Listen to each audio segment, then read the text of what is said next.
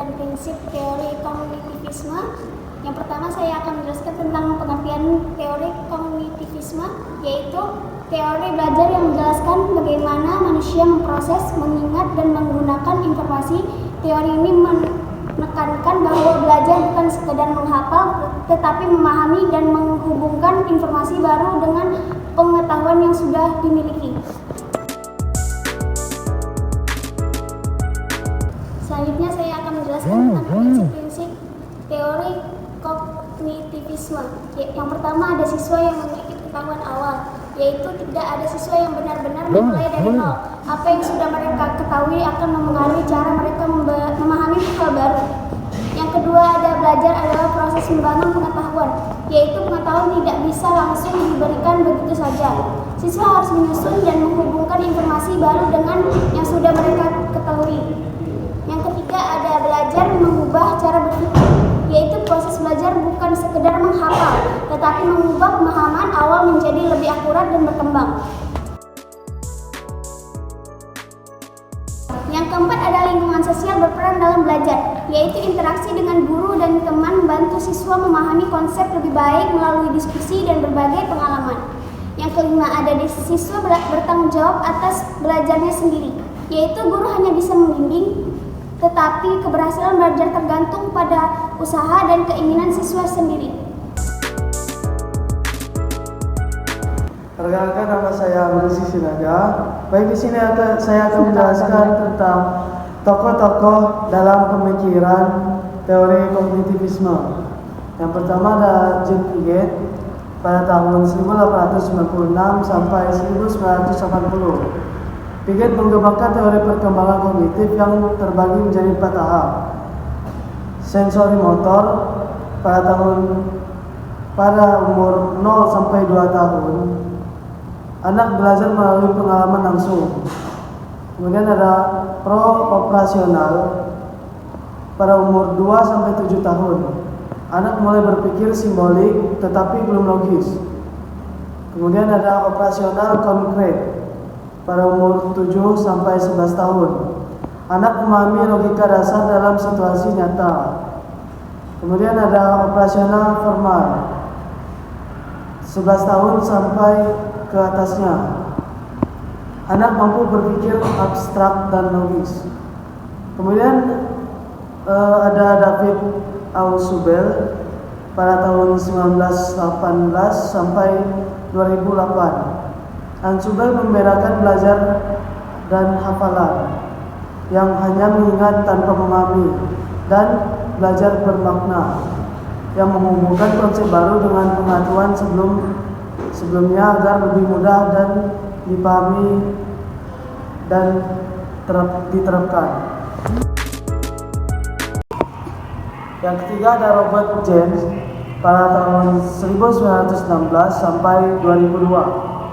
James mengembangkan hierarki belajar dan merancang 9 langkah pembelajaran, termasuk menarik perhatian, menyampaikan tujuan, menghubungkan dengan pengetahuan sebelumnya, menyajikan materi, memberikan bimbingan, latihan, umpan balik, penilaian, serta meningkatkan retensi dan penerapan ilmu. Yang keempat ada Jerome Bruner pada tahun 1919 sampai 2016.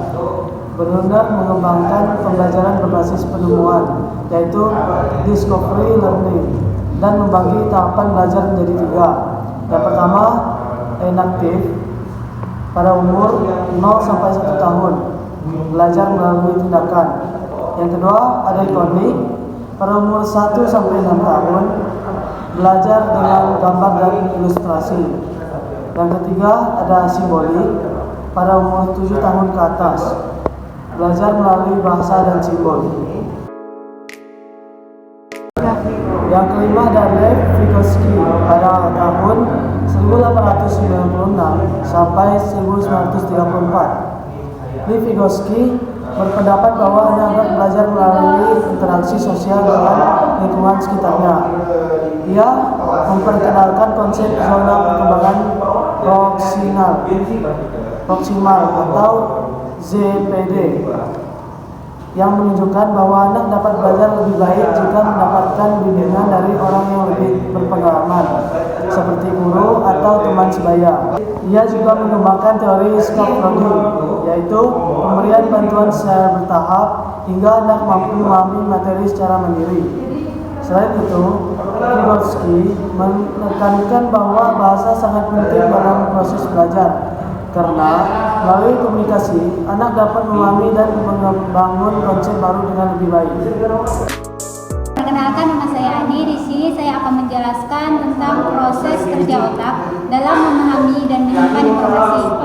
Otak mendapatkan informasi dari lingkungan melalui indera seperti mata dan telinga. Informasi ini pertama kali disimpan di memori sensorik dalam waktu singkat. Jika kita memperhatikannya, informasi akan masuk ke dalam memori jangka pendek yang hanya menyimpan sedikit data untuk sementara. Supaya tidak cepat lupa, kita perlu mengulangi atau menghubungkan informasi dengan hal yang sudah kita ketahui. Jika berhasil, informasi akan tersimpan di memori jangka panjang yang dapat bertahan lama saat diperlukan. Otak bisa mengambil kembali informasi ini, maka dari itu, daya ingat dipengaruhi oleh fokus, pengulangan, pengalaman sebelumnya, dan emosi.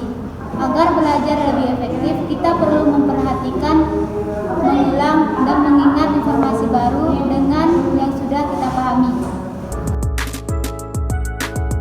Selanjutnya saya akan menjelaskan tentang faktor-faktor yang mempengaruhi pemahaman siswa. Yang pertama yaitu faktor internal. Faktor internal sendiri dibagi menjadi 4, yaitu yang pertama minat dan motivasi. Jika siswa menyukai pelajaran, mereka akan lebih mudah memahami. Dan yang kedua, kemampuan berpikir. Siswa mempunyai cara dan kecepatan berpikir yang berbeda-beda. Yang ketiga yaitu cara belajar. Ada yang lebih mudah belajar dengan melihat gambar atau visual, mendengar penjelasan atau auditori, atau langsung praktek kinestetik. Yang keempat yaitu kesehatan dan emosi. Jika tubuh sehat dan hati senang, lebih mudah fokus dan memahami pelajaran. Yang kedua yaitu faktor eksternal.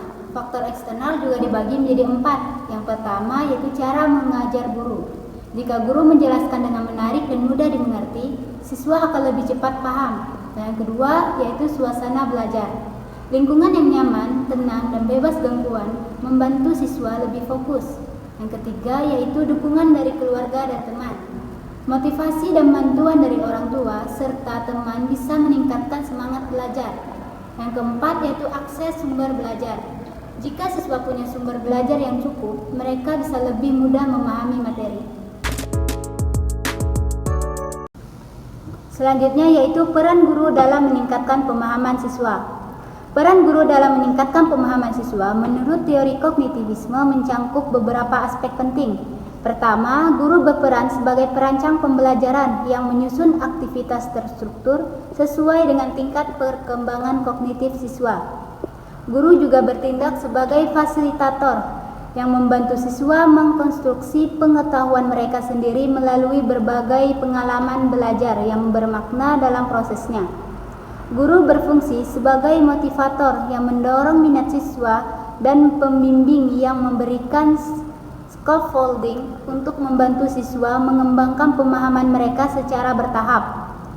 Peran evaluator juga penting di mana guru memantau kemajuan siswa dan memberikan umpan balik konstruktif untuk perbaikan pembelajaran.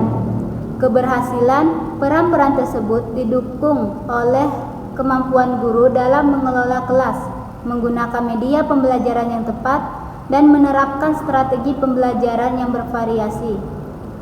Pengembangan profesional berkelanjutan juga diperlukan agar guru dapat terus meningkatkan efektivitas perannya dalam memfasilitasi perkembangan siswa. Hai, nama saya Ica Fitri Aidil Rahayu. Di sini saya akan melanjutkan penjelasan dari rekan-rekan saya. Nah, di sini saya akan menjelaskan terkait metode pengajaran yang sesuai dengan teori kognitivisme. Nah, metode pengajaran ini dibagi menjadi beberapa pokok. Nah, yang pertama ada pembelajaran berbasis pemecahan masalah. Guru memberikan sebuah masalah nyata, lalu siswa diminta untuk mencari solusi dengan berpikir secara kritis. Metode ini membantu siswa mengkoordinir dan menghubungkan informasi baru dengan pengetahuan yang sudah mereka miliki. Yang kedua, pembelajaran berbasis penemuan atau discovery learning. Nah, siswa diberikan petunjuk atau eksperimen untuk menemukan konsep sendiri, seperti dalam pembelajaran sains. Dengan menemukan sendiri, siswa akan lebih memahami dan mengingat konsep lebih lama. Nah, yang ketiga, penggunaan peta konsep atau mini mapping. Nah, guru meminta siswa untuk membuat diagram atau peta konsep untuk menjelaskan hubungan antara materi pembelajaran. Teknik ini membantu otak menyusun informasi dalam pola yang lebih mudah diingat. Keempat, pembelajaran berbasis diskusi dan tanya jawab. Nah, guru mengajak siswa berdiskusi, bertanya, dan menjelaskan pendapat mereka tentang suatu topik. Nah, diskusi mendorong pemikiran aktif sehingga siswa lebih memahami materi dibandingkan hanya mendengarkan saja. Nah, yang kelima, penggunaan multimedia dan teknologi. Guru menggunakan video, simulasi, atau aplikasi interaktif dalam pembelajaran. Visualisasi membantu otak memproses informasi lebih cepat dan lebih mudah untuk dipahami. Nah, yang keenam ada pengulangan atau latihan yang biasa disebut repetisi dan elaborasi. Nah, guru meminta siswa menjelaskan kembali materi dengan kata-kata mereka sendiri atau membuat rangkuman. Nah, mengulang dan menjelaskan kembali membantu memperkuat penyampaian informasi di memori jangka panjang mereka. Selanjutnya, saya akan menjelaskan terkait kelebihan teori kognitivisme dalam pembelajaran. Nah, teori kognitivisme ini memiliki banyak kelebihan dalam pembelajaran. Nah, teori ini mendorong pengembangan kemampuan berpikir tingkat tinggi, di mana siswa tidak hanya menghafal saja, tetapi juga memahami, menganalisis, dan menerapkan konsepnya. Pembelajaran menjadi lebih bermakna karena siswa dapat menghubungkan pengetahuan baru dengan pengalaman sebelum mereka, sehingga lebih relevan dan mudah diingat dalam jangka panjang. Selain itu juga, teori ini memperhatikan perbedaan individu dalam belajar, memungkinkan siswa memproses informasi sesuai dengan kemampuan mereka. Kognitivisme juga membantu siswa mengorganisasi pengetahuan secara terstruktur, memudahkan mereka dalam mentransfer informasi ke situasi baru dan mengembangkan strategi pemecahan masalah dalam berbagai konteks masalah. Selanjutnya, kelemahan penerapan teori kognitivisme dalam pembelajaran. Nah, dalam penerapan teori kognitivisme ini, terdapat beberapa kelemahan dan tantangan yang harus diperhatikan. Perbedaan kemampuan kognitif dan gaya belajar setiap siswa dapat menyulitkan guru dalam merancang pembelajaran yang sesuai untuk seluruh siswa. Nah, terutama dalam kelas besar dengan tingkat pemahaman yang sangat beragam. Selain itu juga, implementasi teori ini membutuhkan waktu dan sumber daya yang lebih banyak karena perencanaan pembelajaran harus terstruktur dengan matang, sementara keterbatasan fasilitas sering menjadi kendalanya. Evaluasi pembelajaran juga menjadi lebih kompleks sebab proses berpikir sulit diukur secara langsung, sehingga guru perlu mengembangkan instrumen penelitian yang mampu mengukur pemahaman mendalam, serta bukan sekadar hanya hasil akhir yang dipandang. Selain itu juga, teori ini juga cenderung lebih berfokus pada aspek kognitif, sehingga dapat mengabaikan aspek afektif dan psikomotor yang berpotensi menimbulkan beban kognitif bagi siswa dan kurang memperhatikan perkembangan emosional serta keterampilan praktis mereka. Dari semua materi yang telah kami sampaikan tadi, kami dapat menyimpulkan bahwa teori kognitivisme dalam pembelajaran menekankan bagaimana siswa memproses, mengorganisir, dan memahami informasi. Nah, tokoh utama seperti Piaget, Vygotsky, Brunner, atau Ausubel dan Gogne mengembangkan konsep perkembangan kognitif. Nah, zona perkembangan proksimal dan pembelajaran berbasis penemuan, serta pembelajaran bermakna. Faktor internal seperti minat, kemampuan berpikir, dan gaya belajar, serta faktor eksternal seperti metode pengajaran, lingkungan belajar, dan dukungan sosial sangat mempengaruhi pemahaman siswa terhadap pembelajaran. Nah, metode yang sesuai dengan teori ini mencakup pembelajaran berbasis pemecahan masalah, diskusi, mind mapping atau multimedia, serta pengulangan dan latihan. Kelebihan dari teori kognitivisme ini adalah mendorong pemikiran kritis, pembelajaran bermakna, serta menyesuaikan dengan kemampuan individu. Tetapi tantangannya juga meliputi kesulitan dalam evaluasi, keterbatasan sumber daya, dan risiko mengabaikan aspek afektif serta keterampilan praktis atau psikomotor.